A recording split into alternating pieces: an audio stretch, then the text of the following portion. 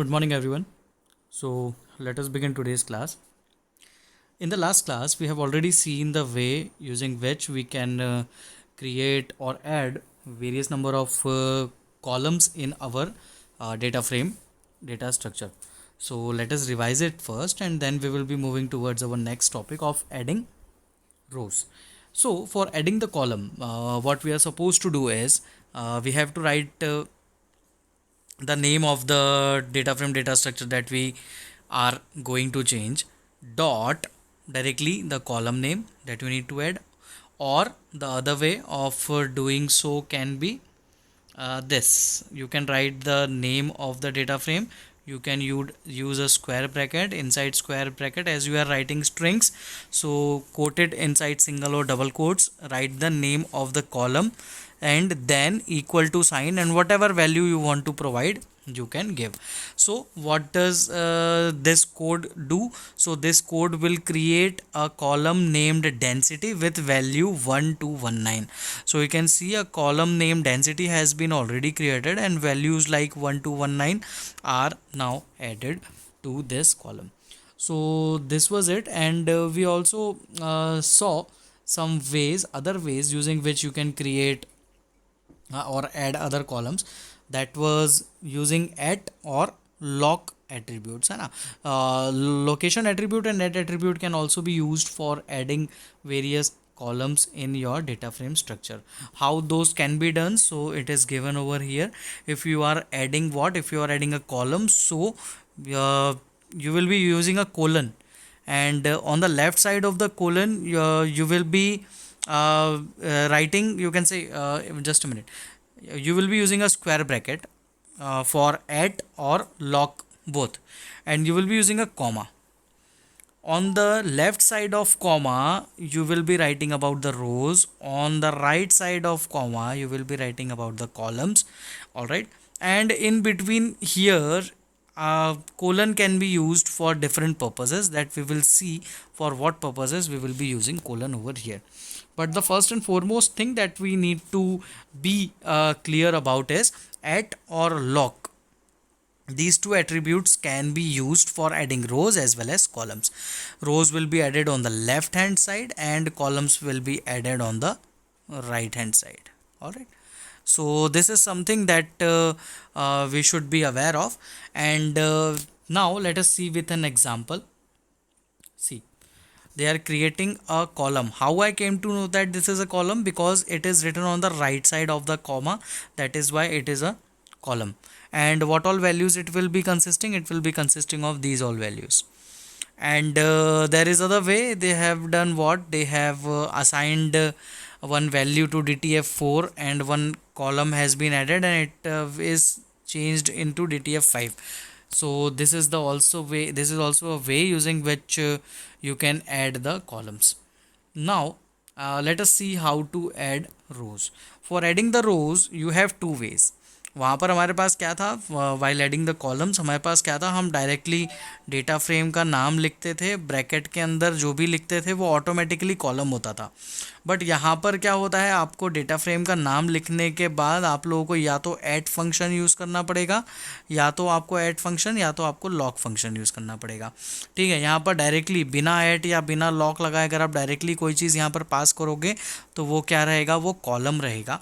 तो इसीलिए यहाँ पर आपको जब डीएफ पास करना है तो उसके बाद कोई एट्रीब्यूट पास करना पड़ेगा और उसके अंदर रोज़ काम बनानी है तो रोज़ यहाँ पर बनेगी, और यहाँ पर आपको कॉलम बनाना है तो कॉलम वाला कॉलम जो होगा वो तो ब्लैंक रहेगा. तो इस तरीके से कोलन वहाँ पे लगा देते हैं. इसका मतलब you are all values of particular column. यहाँ पर देखो इन्होंने क्रिएट कर बताया हुआ है. Let us see DF5 at Bangalore comma colon, मतलब कि बेंगलोर के सारे कॉलम्स, ये कॉलम्स का कॉलम है ना, बेंगलोर का नाम का एक आपको रो ऐड करना है तो बेंगलोर नाम का रो ऐड कर दिया, और कॉमा लगा के क्या लिखा हुआ है, कहाँ पर क्या वैल्यू ऐड करना है, तो कोलन लगा हुआ है सिर्फ, मतलब सारी वैल्यूज़ को चेंज करना है और क्या कर देना है, 1200 कर देना है. तो यहाँ पर आप देख सकते हो वैल्यू 1200 सबकी हो चुकी है. This is the way using which you can add. अब आपको डिफरेंट वैल्यूज़ रखनी है तो डिफरेंट वैल्यूज़ भी रखी जा सकती हैं. वो कैसे रखोगे, तो सिंपली आप ये कोड जो लिख रहे थे उसके बाद जो भी वैल्यू पास करनी है वो वैल्यू पास कर दो, वहाँ पर वो ऐड हो जाएगी. आगे बढ़ते हैं. यहाँ पर एक और तरीका उन्होंने बताया, लोकेशन फंक्शन का यूज़ करके भी ऐड किया जा सकता है। पर देखो यहाँ पर 1 2 और 3 वैल्यूज़ पास करी हैं, जबकि यहाँ पर टोटल हमारे पास कितनी है 1 2 3 4। तो 3 वैल्यूज़ आपने पास करी, ओवरऑल वैल्यू 4 है, तो यहाँ पर एरर जनरेट होगी because the number of columns are not matching. आगे बढ़ते हैं। So now we are beginning with our today's class. We are done with the revision of previous class. Now see, we are given example number 34 where sale df is a data frame data structure that we have, and what they are telling us, let us see. Write a program to add a column namely orders having this values respectively for the zones a b c d. okay, मतलब यहाँ पर 4 zones हैं, ए B C D, यहाँ पर चार Jones हैं ए B C D, और उनका टारगेट और सेल्स आपको पता है।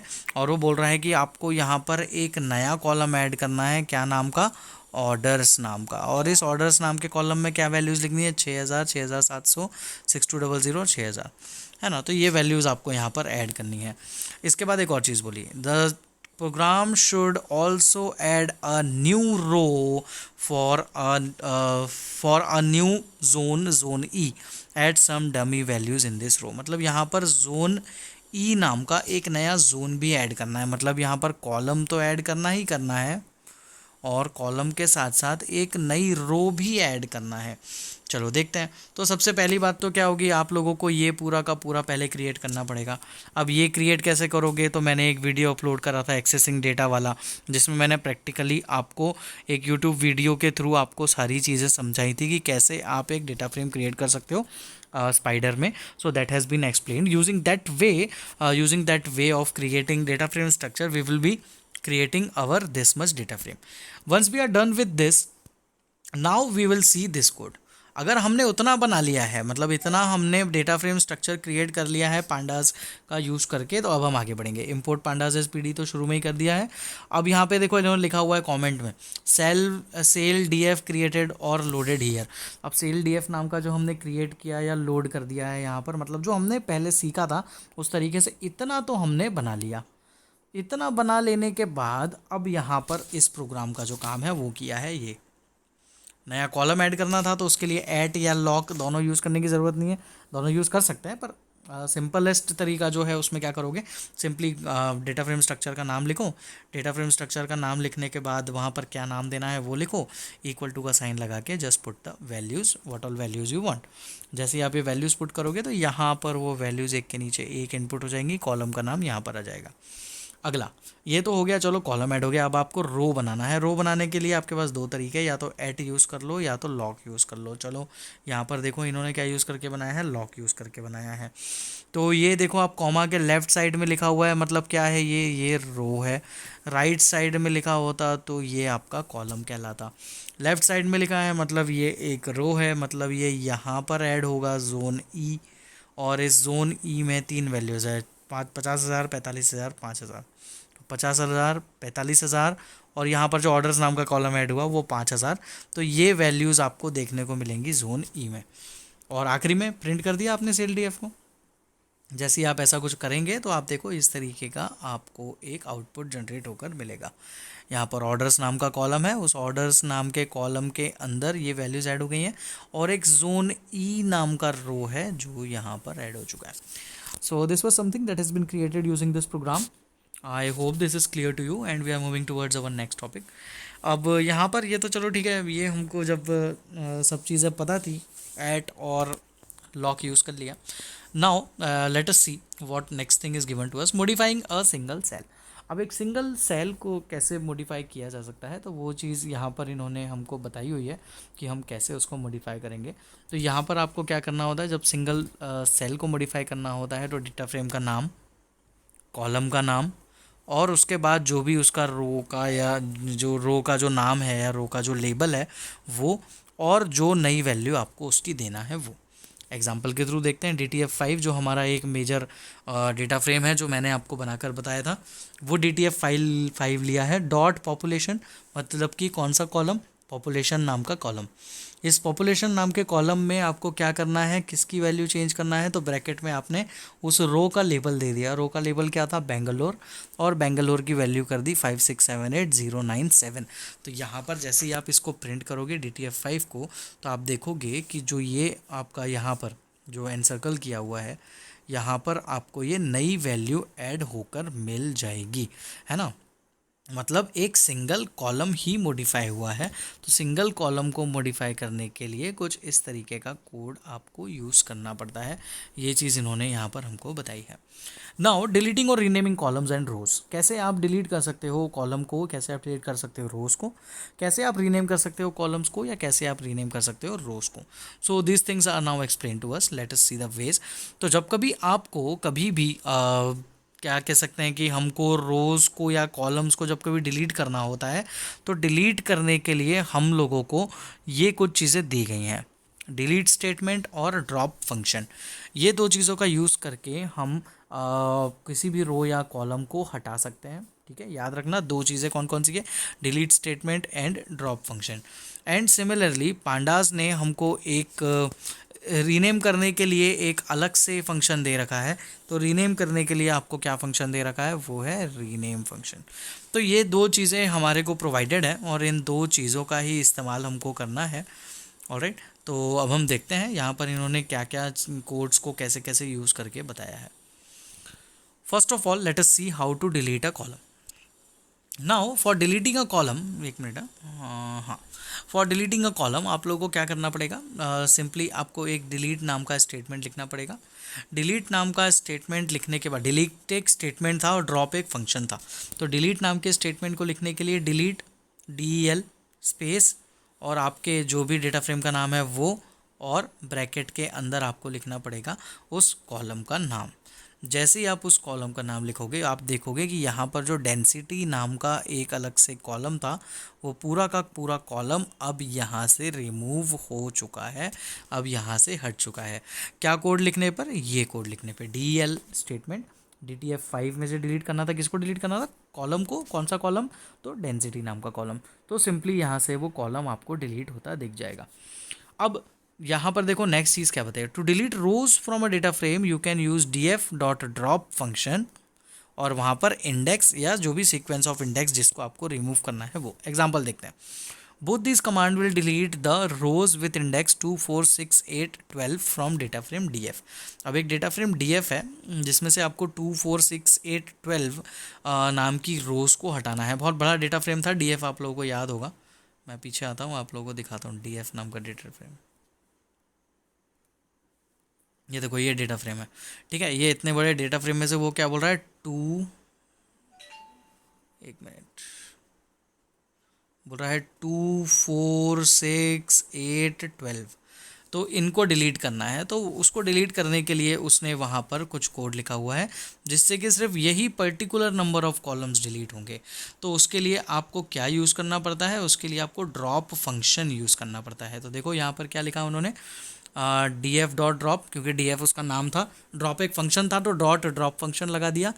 अब डिलीट करना था तो देखो उसने क्या किया है, एक रेंज लगा दी 2 से लेकर 13, मतलब 2 से लेकर 13 तक के बीच में से हर एक को छोड़ के, ये जो 2 लिखा हुआ है लास्ट में, ये 2 का मतलब है कि आफ्टर लीविंग एवरी वन, मतलब 2 का डिफरेंस देकर आपको वैल्यूज़ को डिलीट करना है। 2 का डिफरेंस देकर वैल्यूज़ को डिलीट करना है, मतलब 2 तो काउंट होगा, 2 के बाद 1 का डिफरेंस होगा, 2 के बाद 4 काउंट होगा, 4 के बाद एक डिफरेंस होगा, फिर 6, 6 के बाद 8, 8 के बाद 10, 10 के बाद 12 और 12 के बाद 14 आता है। पर 14 यहाँ पर काउंट नहीं होगा क्योंकि हमारी रेंज 13 तक है। 13 खुद भी आ रहा होता तो 13 भी काउंट नहीं होता। लास्ट वैल्यू जो होती है ये 13 जो है, ये लास्ट वैल्यू जो है वो काउंट नहीं की जाती है। तो 2 4 6 8 10 12 काउंट होगा, यहाँ पे 10 उन्होंने लिखा नहीं है। 2 4 6 8 10 12 डिलीट हो जाएगा। नीचे वाला जो है वो कोड से आप करोगे तो 2 4 6 से 12 डिलीट होगा। क्या किया उन्होंने, ड्रॉप फंक्शन लगाया और सिंपली यहाँ पर आपका कॉलम्स के नाम लिख दिए 2 4 6 8 12। जैसे इन्होंने 2 4 6 8 12 लिखा तो सिंपली यहाँ पर दूसरी चौथी छठवीं आठवीं और 12वीं जो आपकी एक्सिस है उस एक्सिस में से वो डिलीशन हो जाएगा। ठीक, देखो नीचे एक और चीज़ बताई हुई, you can also give axis is equals to 1 along with indexes labels, then drop function will drop the columns, that is the following command will drop the mentioned columns from the data frame. अब अगर आपको columns, अभी तो क्या हो रहा था, अभी ये क्या किया, ऊपर वाला एग्जांपल जो हमने देखा यहाँ पर हमने कुछ बताया नहीं कि रोज़ डिलीट करना है कि कॉलम्स डिलीट करना है, तो बाय डिफ़ॉल्ट इसने क्या डिलीट करा, बाय डिफ़ॉल्ट इसने रोज़ को डिलीट कर दिया। बट अगर आपको कॉलम्स को डिलीट करना होता तो वही आप D F dot drop function लगाते, और इस D F dot drop function के अंदर आप लोगों को जिन जिन चीज़ों को डिलीट करना है, जैसे कि total cost comma order ID, इन दो चीज़ों को डिलीट करना है तो इन दोनों के नाम स्क्वायर ब्रैकेट में एज अ लिस्ट पास करेंगे, और कॉमा लगाकर एक खास चीज़ लिखनी होगी जो होगा एक्सेस इज इक्वल्स टू 1। ये जो रोज़ होती हैं हमने बहुत पहले पढ़ा था, रो होता है 0 एक्सेस और जो कॉलम होता है वो कॉलम होता है 1 एक्सेस। तो यहाँ पर हमने लिखा एक्सेस इज इक्वल्स टू 1, इसका मतलब ये है कि कॉलम्स की वैल्यूज़ को डिलीट करना है। तो कौन कौन से कॉलम्स की वैल्यूज़ को डिलीट करना है, तो टोटल कॉस्ट और ऑर्डर आईडी के कॉलम्स को डिलीट करना है। चलो एक एग्जांपल के थ्रू समझने की कोशिश करते हैं डिटेल में कि ये क्या है। From the DTF5 above create another data frame and it must not contain the column population and the row Bangalore. अब आपको जो DTF5 आपने बनाया है वैसा ही बनाना है, पर पॉपुलेशन नाम का जो कॉलम था वो कॉलम नहीं होना चाहिए, और बेंगलोर नाम की जो रो थी वो रो नहीं होना चाहिए। ठीक है, कोई दिक्कत नहीं। सबसे पहले तो अगर आप बिगिनिंग से बना रहे हो तो आपको पहले क्या करना पड़ेगा, ये DTF5 को क्रिएट करना पड़ेगा। जब आपका DTF5 क्रिएट हो जाएगा उसके बाद आपको क्या करना, नया डेटा फ्रेम बनाना है। तो DTF5 था तो चलो हम बना लेते हैं DTF6। अब DTF6 कैसा दिखेगा, तो पूरा का पूरा DTF5 जैसा दिखेगा। तो हमने simply pd dot data frame function लगा के DTF5 की वैल्यूज़ को DTF6 में स्टोर कर लिया। एज सिंपल एज दैट, जैसा है वैसा हमने कर लिया। pd dot data frame function लगाकर इसको DTF5 को DTF6 में स्टोर कर लिया। अब क्या हटाना था, तो बेंगलोर हटाना था और पॉपुलेशन हटाना था। तो चलो ठीक है, जब हमको कॉलम हटाना था तो कॉलम हटाने के लिए हमारे पास क्या है, तो हमारे पास डिलीट और ड्रॉप दो चीज़ें हैं। तो देखो इन्होंने क्या किया, डिलीट फंक्शन लगा के बताया। डिलीट एक स्टेटमेंट था तो स्टेटमेंट लिखा डिलीट DEL DTF6 कॉलम का आपके डेटा फ्रेम का नाम, ब्रैकेट के अंदर इन्होंने कॉलम की वैल्यू पास कर दी, तो यहाँ से पॉपुलेशन डिलीट हो जाएगा। अब DTF6 में आपको एक और चीज़ क्या करनी थी, आपको DTF6 में बेंगलोर नाम के रो को भी डिलीट करना था। तो सिंपली यहाँ पर आपने DTF6 डॉट ड्रॉप और बेंगलोर लिख दिया। यहाँ पर आपने एक्सेस वाली वैल्यू कॉमा के साथ पास नहीं करी है, ये पास नहीं करी है मतलब क्या होगा, यहाँ पर ये बाय डिफ़ॉल्ट रो में ही ढूंढेगा बेंगलोर को, और रो में अगर बेंगलोर मिलेगा तो डिलीट कर देगा, नहीं मिलेगा तो एरर दे देगा। पर चूँकि यहाँ पर रो में बेंगलोर है तो वो डिलीट कर देगा। ठीक है, अगर रो नाम का कॉलम होता तो यहाँ पर आपको कॉमा लगाकर एक्सेस इज इक्वल्स टू 1 लिखना पड़ता। सो जैसे ही आपने इस कोड को लिखा तो आप देख सकते हो ये एक आउटपुट हमको स्क्रीन पर जनरेट होकर मिलेगा, जिसमें से बेंगलोर और पॉपुलेशन दोनों कॉलम्स हटे हुए हैं। ठीक है, सो ये चीज़ यहाँ पर दी हुई है। Now how to rename the column is the another point which is given to us. Rename करने के लिए आप लोगों के पास एक फंक्शन दिया हुआ है उन्होंने, जिसको बोलते हैं रीनेम फंक्शन। अब रीनेम फंक्शन के साथ बहुत सारी वैल्यूज़ अंदर पास होती हैं। चलो देखते हैं कौन कौन सी वैल्यूज़ पास होती हैं रीनेम फंक्शन के अंदर। अब रीनेम फंक्शन मतलब ये ब्रैकेट है ना, मैं बार बार बता रहा हूँ आपको, ब्रैकेट के अंदर पास होने वाली चीज़ को क्या बोलते हैं, it is known as argument. और दूसरा नाम क्या होता है, दूसरा नाम होता है पैरामीटर्स। ये चीज़ें आपको याद होना चाहिए बिल्कुल दिमाग में। जब कभी कोई बोल दे कि ये आर्ग्यूमेंट पास करो, तो आर्ग्यूमेंट पास करने का मतलब क्या है, जो फंक्शन नाम का ऐसा ब्रैकेट होगा उसके अंदर वैल्यू पास करो। अगर कोई बोले ये पैरामीटर पास करो, तो ये फंक्शन जो होगा इस फंक्शन के अंदर वैल्यू पास करने का आपको बोला जा रहा है। ठीक है, तो देखो यहाँ पर रीनेम के साथ कौन कौन से पैरामीटर्स पास किए जाते हैं, तो वो सारी चीज़ें यहाँ पर हमको बताई हुई हैं। ठीक है, तो DF डॉट रीनेम फंक्शन, उसमें index is equals to, column is equals to और in place is equals to false, ऐसी कुछ वैल्यूज़ हमको यहाँ पर पास करनी होती हैं।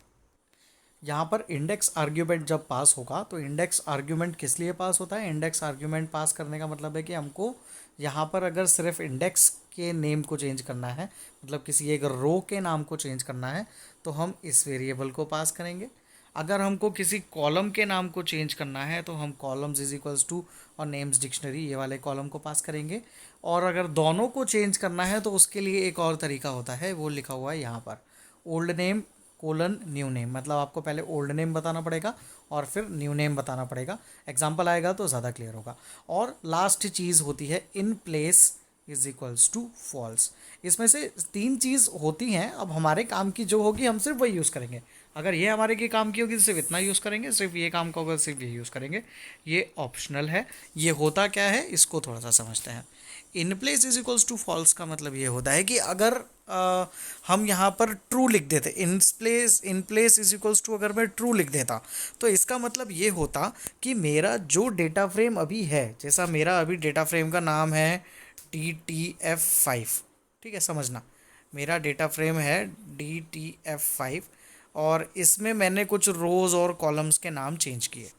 अगर मैं in place is equals to true कर दूं तो मैं जो रो और कॉलम के नाम चेंज कर दूंगा वो इस DTF5 में चेंजेस हो जाएंगे। और अगर मैं यहाँ पर in place is equals to false कर दूंगा तो एक नया डेटा फ्रेम क्रिएट होगा और उसमें चेंजेस दिखेंगे। DTF5 एज इट इज़ रहेगा और एक नया DTF6 या 123 जो भी नाम का एक नया डेटा फ्रेम क्रिएट होगा और उसमें ये नई रीनेम्ड वैल्यू मुझे शो होंगी। तो इस तरीके से ये इन प्लेस फंक्शन काम करता है। ठीक है, इन प्लेस फंक्शन का मेन जो वर्किंग है वो यही है। इन प्लेस को ट्रू कर दोगे तो वो उसी प्लेस पर, मतलब कि जिस प्लेस पर अभी वो डेटा फ्रेम है, मतलब उसी प्लेस पर वैल्यूज़ को चेंज कर देगा। इन प्लेस की वैल्यू फॉल्स कर दोगे तो वहाँ पर उसी प्लेस पर चेंज नहीं करेगा और सिर्फ एक नया डेटा फ्रेम क्रिएट कर कर देगा। चलो एक एग्जांपल के थ्रू थोड़ी सी समझने की हम कोशिश करते हैं। एक टॉप डीएफ नाम का एक मेरे पास डेटा फ्रेम है। इस टॉप डीएफ नाम के डेटा फ्रेम के अंदर हम देखते हैं यहाँ पर हमको क्या करना है। एक रोल नंबर, एक नेम, एक मार्क्स नाम का कॉलम हमको दिया हुआ है। एक section A, section B, section C, section D नाम की एक्सेस दी हुई है।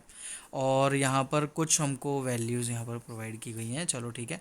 To change the row labels as ABCD।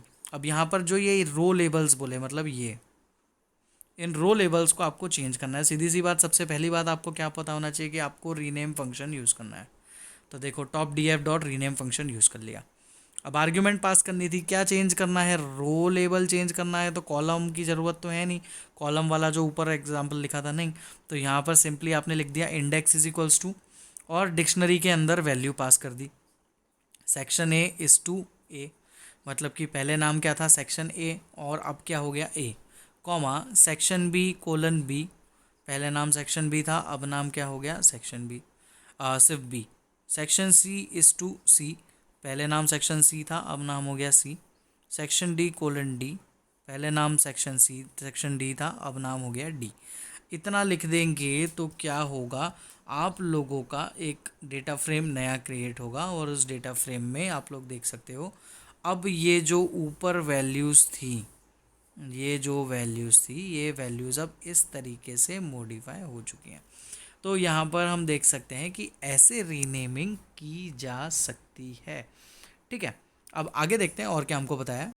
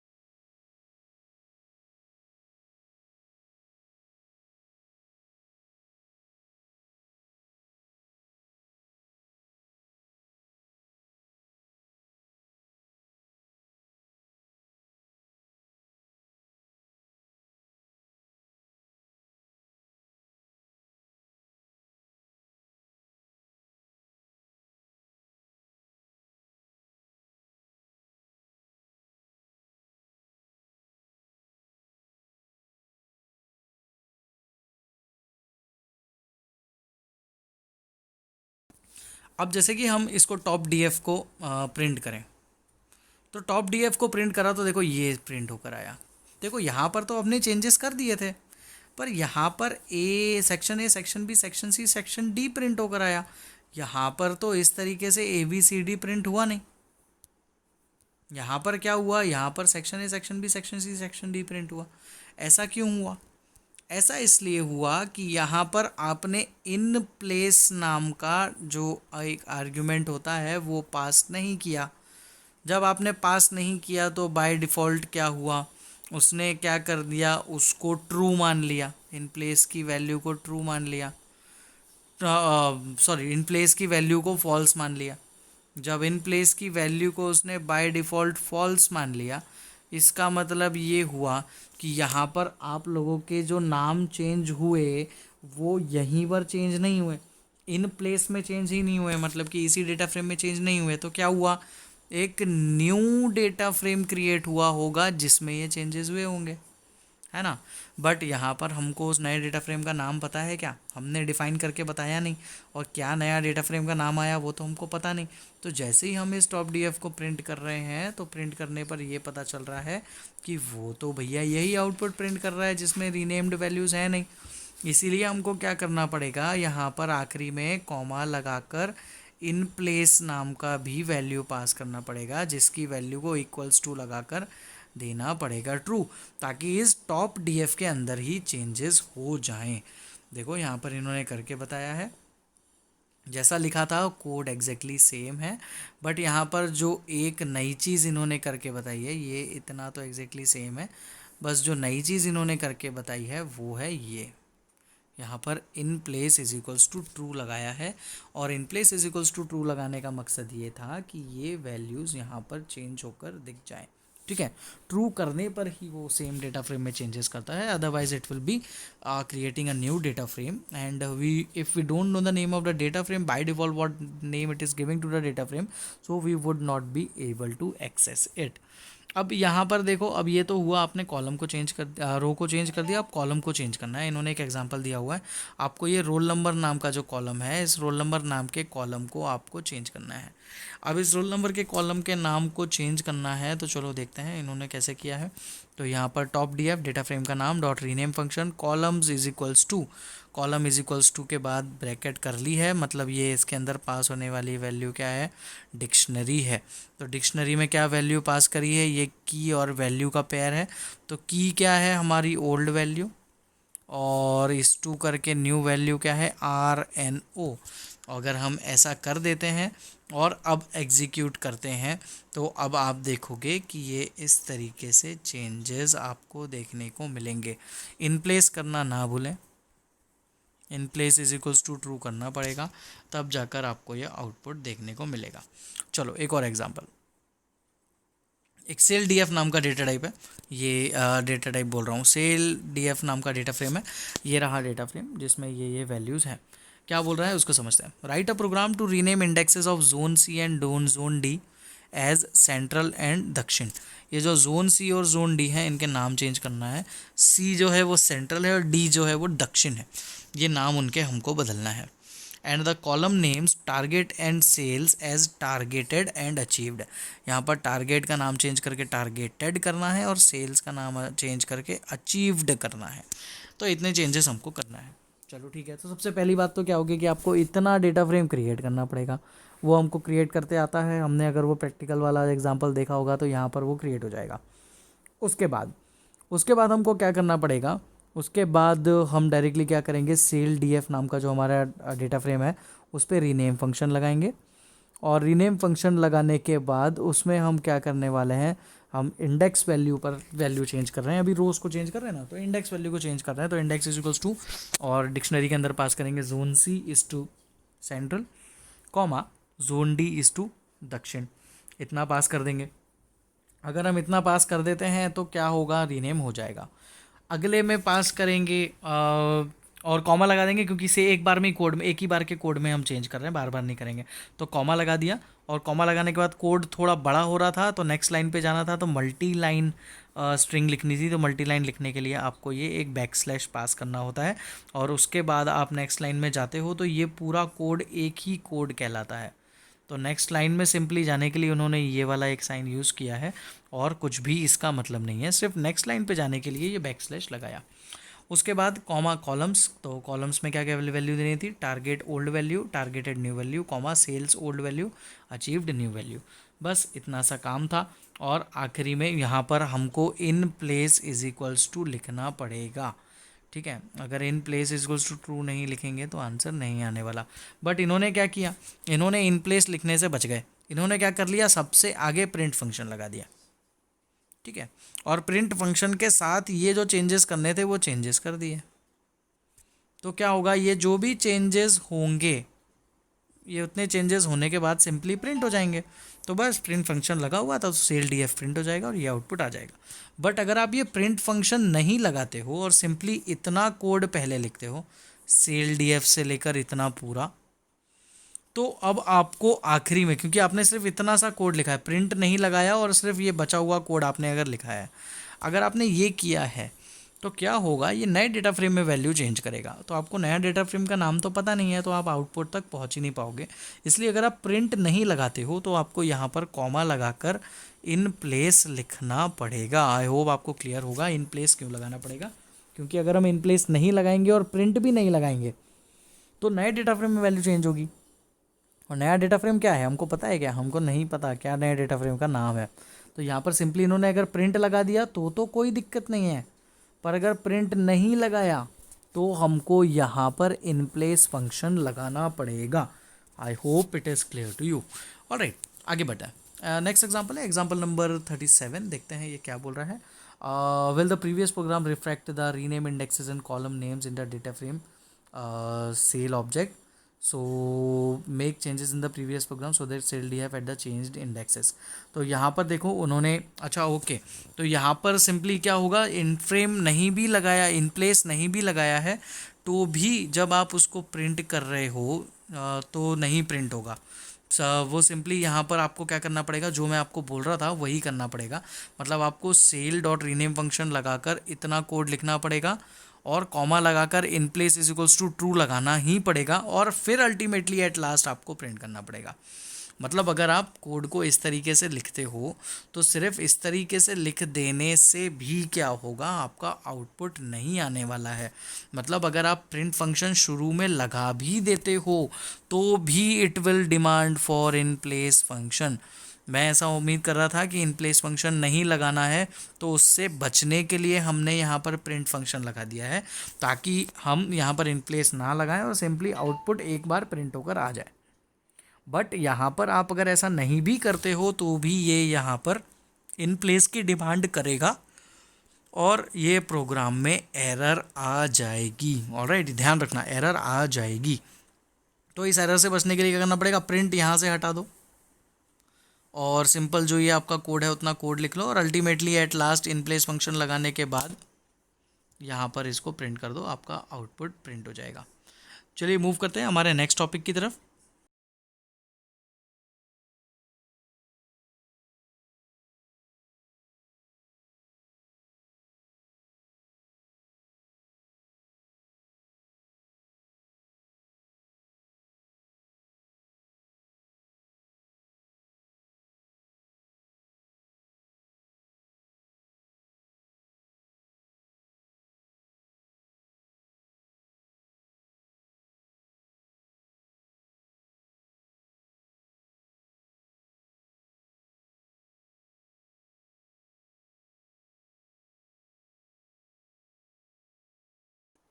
तो हमारा नेक्स्ट और लास्ट टॉपिक जो है वो है more on data frame indexing, जिसको बुलियन इंडेक्सिंग भी बोला जाता है।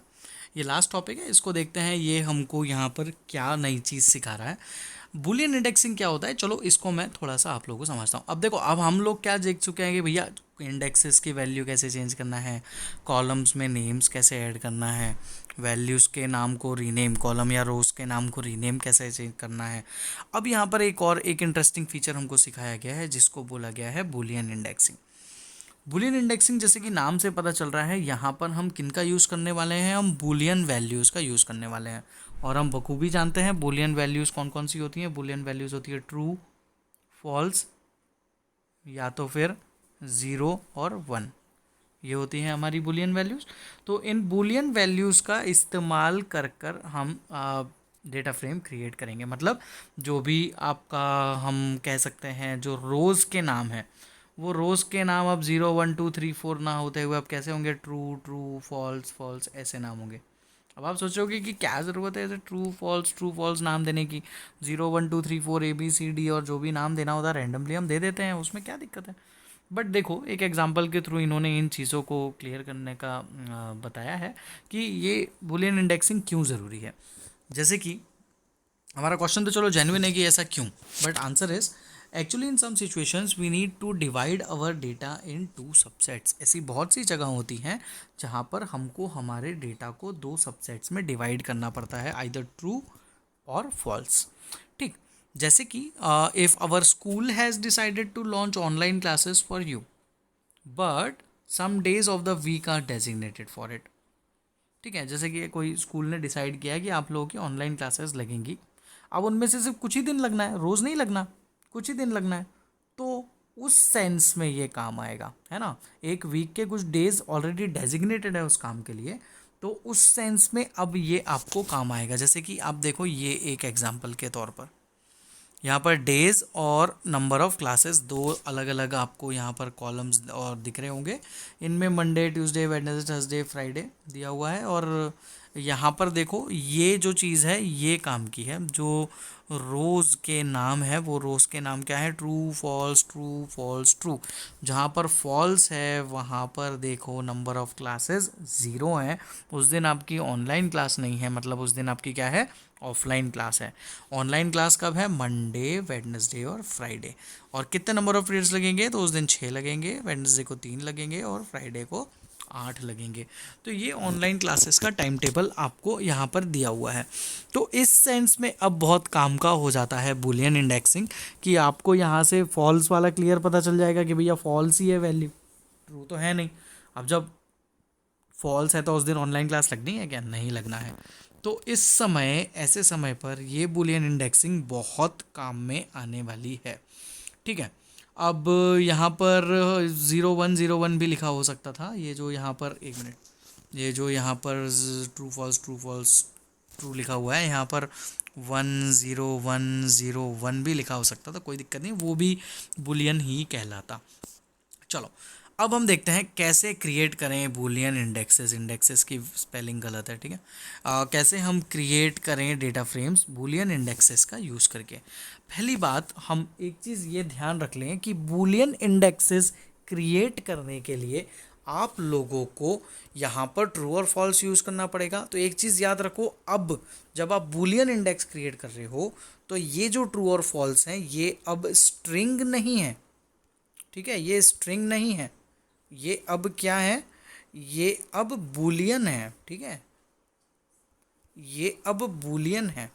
अब जब ये बूलियन है तो ये यहाँ पर सिंगल कोट में नहीं लिखे जाएंगे, ये डायरेक्टली लिख दिए जाएंगे। आपको यहाँ पर इस तरीके से कोट्स में नहीं लिखना है उन चीज़ों को, आपको यहाँ पर ऐसा कोट्स में इन चीज़ों को बिल्कुल नहीं लिखना है। आपको सिंपली ट्रू है तो ट्रू लिख दो, फॉल्स है तो फॉल्स लिख दो, बात ख़त्म। कोई इस तरीके का कोलन या सिंगल कोट या डबल कोट के अंदर आप ट्रू और फॉल्स को नहीं लिखोगे। अगर आप ट्रू और फॉल्स को सिंगल या डबल कोट में लिख दोगे तो वो क्या हो जाएगा, वो स्ट्रिंग बन जाएगा ना। तो हमको स्ट्रिंग थोड़ी ना बनाना है, हमको तो उसको बूलियन बनाना है। और वो बूलियन कब रहेगा, जब उसको आप ऐसे सिंगल कोट्स में लिखोगे नहीं, ठीक है।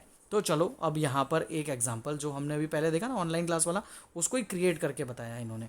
तो import pandas S P D, चलो इंपोर्ट कर दिया। अब एक डेज नाम का एक लिस्ट बनाया, एक क्लासेस नाम का लिस्ट बनाया। इसमें क्या क्या वैल्यूज़ डाली इस लिस्ट में, Monday, Tuesday, Wednesday, Thursday, Friday. और नीचे क्या वैल्यू डाली, 60308 कॉमा लगा के वैल्यूज़ डाल दी। और वैल्यूज़ डालने के बाद एक डीसी नाम की एक डिक्शनरी बनाई।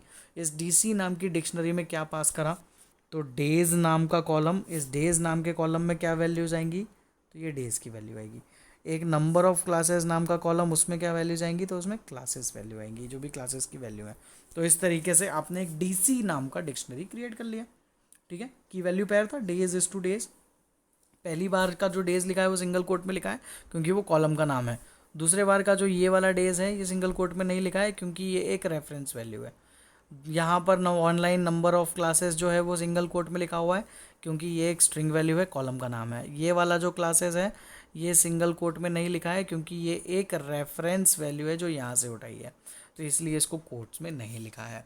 और अल्टीमेटली अगर आप सिर्फ इतना ही प्रिंट कर देते यहाँ तक का, तो आपका आउटपुट तो आ जाता, पर यहाँ पर इंडेक्स की वैल्यू नहीं आती।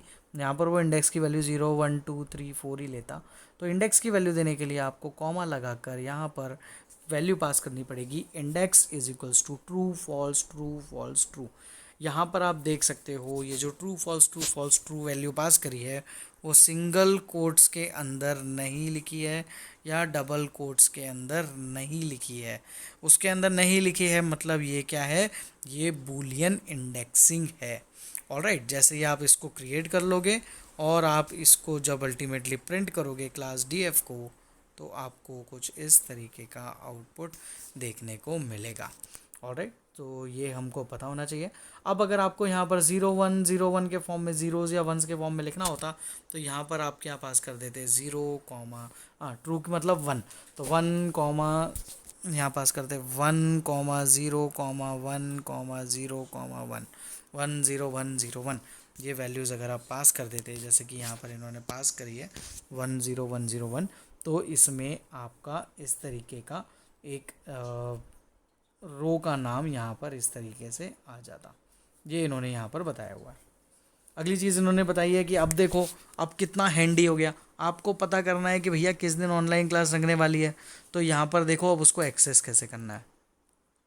अब आपको सिर्फ वो वैल्यूज़ चाहिए जिस दिन ऑनलाइन क्लास लगने वाली है, तो उनको कैसे एक्सेस करोगे, तो सिंपली आपका जो भी नाम है, जैसे अभी क्या नाम है, क्लास डीएफ है ना, क्लास डीएफ नाम है हमारा अभी, तो क्लास डीएफ और उसके बाद डॉट लोकेशन फंक्शन, और लोकेशन फंक्शन के साथ सिंपली आप ब्रैकेट में लिख दोगे ट्रू। जैसे ही आप ट्रू लिख दोगे ब्रैकेट में, तो आप देखोगे कि जितने दिन आपकी क्लासेस लगने वाली है वो आउटपुट आपको मिल जाएगा। और अगर आपको ये पता करना है कि किस दिन ऑनलाइन क्लास नहीं है, तो आप लोग लिखोगे क्लास डीएफ लोकेशन एट्रीब्यूट, और लोकेशन के अंदर स्क्वायर ब्रैकेट के अंदर पास करोगे फॉल्स। जैसे ही आप पास करोगे फॉल्स, तो आप लोगों को सिंपली जिस दिन क्लासेस नहीं लग रही हैं ऑनलाइन क्लासेस, उनकी डिटेल्स मिल जाएंगी। सिमिलरली 0 या 1 भी लिख सकते हैं, तो इन्होंने 0 लिख कर बता दिया। अगर 1 लिखते हैं तो आउटपुट 1 1 1 और 0 0 0 के फॉर्म में आता। तो जैसे आप 0 लिखते हो तो 0 0 लिख देता है यहाँ पर। अगर आप 1 1 लिखते तो वो 1 1 लिख देता। अगर आप ट्रू लिखते तो वो ट्रू ट्रू ट्रू लिख देता। आपने फॉल्स लिखा तो उसने फॉल्स फॉल्स फॉल्स लिख दिया। आपने यहाँ पर 0 लिखा तो उसने 0 0 0 लिख दिया। मतलब हम जैसा लिखेंगे, फॉल्स लिखेंगे तो फॉल्स फॉल्स प्रिंट करेगा, 0 लिखेंगे तो 0 0 प्रिंट कर देगा। सो ये था हमारा ये वाला पाइथन पांडास का चैप्टर, जो कि आज अब फिनिश होता है। और इस चैप्टर में हमने बहुत सारी चीज़ें पांडास से रिलेटेड देख ली हैं, और शायद सारी चीज़ें, आई होप आप लोगों को सारी की सारी चीज़ें क्लियर होंगी, सारी की सारी चीज़ें आप लोगों को समझ में आई होंगी। ये जो लेटेस्ट रिवाइज़ है इसको एक बार आप ज़रूर से रीड करें। मैं नेक्स्ट क्लास के लिए आपको इसको भेज दूंगा, और ये ऑब्जेक्टिव टाइप्स के क्वेश्चंस भी भेज दूंगा ताकि इसको भी आप सॉल्व कर लें। बट आज की क्लास के लिए आप लोगों से वीडियो देखना है, ये सब बाद की चीज़ें हैं, इसको बाद की क्लास के लिए हम रखेंगे और इनके सॉल्यूशंस देखेंगे। Alright, so students, thank you so much for today's class. Ask your doubts, definitely आप लोगों को कुछ डाउट होंगे, ज़रूर से आप मुझे ग्रुप पर पूछें, पर्सनली पूछें, जैसे आप चाहें वैसे पूछें, बट पूछें ज़रूर, क्योंकि ये चैप्टर काफ़ी इंपॉर्टेंट है हमारे पॉइंट ऑफ व्यू से, एग्ज़ाम पॉइंट ऑफ व्यू से, क्योंकि बहुत सारे डेटा फ्रेम क्रिएट करने के प्रोग्राम्स और कुछ ऐसी एरर्स वाले प्रोग्राम बता देते हैं कि भैया हमने ऐसा लिखा कोड तो एरर आ गई, क्यों आ गई। अब आपको पता होना चाहिए कि क्यों एरर आ गई। जैसे कि उन्होंने लॉक फंक्शन लगाया, जैसे कि एक एरर समझाता हूँ, लॉग फंक्शन लगाया और लॉग फंक्शन लगा के ब्रैकेट में वैल्यू पास कर दी 0,1। अब हमको एक चीज़ पता है कि लॉग फंक्शन के साथ तो कॉलम का नाम आता है, इंडेक्सेस के नाम नहीं आते, तो यहाँ पर आई लॉक आना था। तो इस तरीके से आप लोग एरर्स यहाँ पर अगर पता होंगी आपको कि क्या क्या टॉपिक्स थे, तो उनमें आप लोग एरर्स को पकड़ सकते हो कि ये एरर्स क्यों आई हैं। ठीक है, तो ये सारी चीज़ें थी जो हमने यहाँ पर देखी हैं। बाकी ये जितना भी हमको दिख रहा है ये हम हमारी अगली क्लासेस में देखेंगे। Okay, thank you students, thank you so much, see you in the next class.